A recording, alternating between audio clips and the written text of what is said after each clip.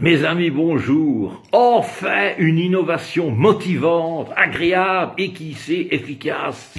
Enfin, innovation pas tout à fait, puisqu'en 58, les Américains avaient déjà engagé Elvis Presley, The King, pour persuader les jeunes de se faire vacciner contre la polio qui faisait des ravages à l'époque aux States.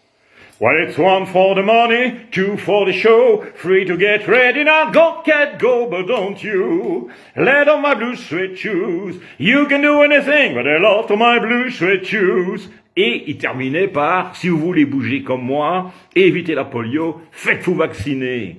Et ça a marché. Bon, il y a eu quelques effets secondaires, hein. Il y a eu une pénurie de souliers en daim bleu. Bon.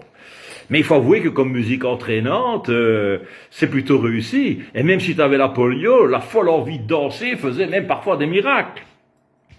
Et puis surtout, c'est le King qui le disait. Hein. Bon. Et ce matin, vois-tu pas que j'entends à la radio que les Français veulent faire pareil. Vu qu'ils ne veulent plus entendre parler de l'AstraZeneca et qu'ils risquent de devoir le jeter à la poubelle, surtout chez les personnes âgées, ben oui, hein, on nous traite déjà comme des numéros dans les EHPAD, si en plus on doit se taper des thromboses, ben oui, bon. Alors je ne sais pas qui a eu l'idée de génie, mais ils ont décidé de copier les ricains pour convaincre les anciens.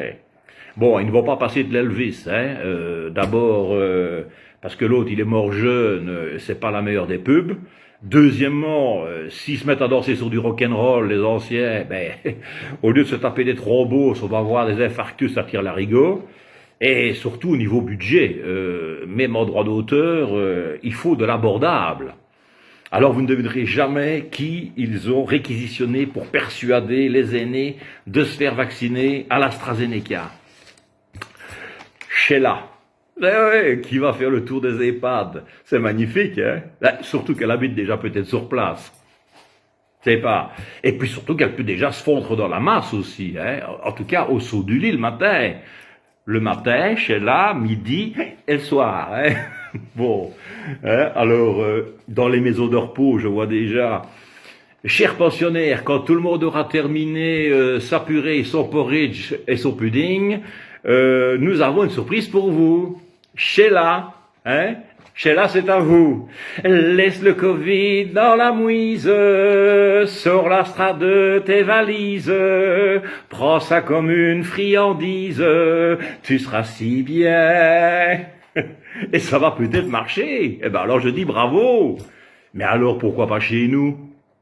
Ben oui, histoire de voir enfin des autres tronches que Van Lamèche, Van Rast et Van Den Broek, dont les seules performances en matière de chiffres, c'est quand même d'augmenter le nombre de dépressifs et de suicides. Mesdames et messieurs, en direct de la maison de repos de Grasse-Ologne, la maison de All Will Survive, nous avons l'avantage d'accueillir, rien que pour vous, Frédéric François. Si tu tiens fort à la vie, si tu veux vieillir comme moi, tends le bras, trousse ta chemise, injecte-toi l'AstraZeneca. Ça peut le faire, hein, non? Bon. Mais il y aurait quand même rien de tel qu'une voix qui viendrait de l'au-delà. Imaginez un petit peu, vous tournez le bouton de votre radio et sur toutes les ondes, vous entendez « Ami, si tu veux pas crever, si la vie tient à toi, va vite te faire vacciner à l'AstraZeneca. » Allez, on va arrêter ici nos divagations, mais avouez un petit peu quand même que la légèreté de cette babounerie était un petit peu comme une bouffée d'oxygène dans ces heures pénibles. Hein. Allez, bisous à tous.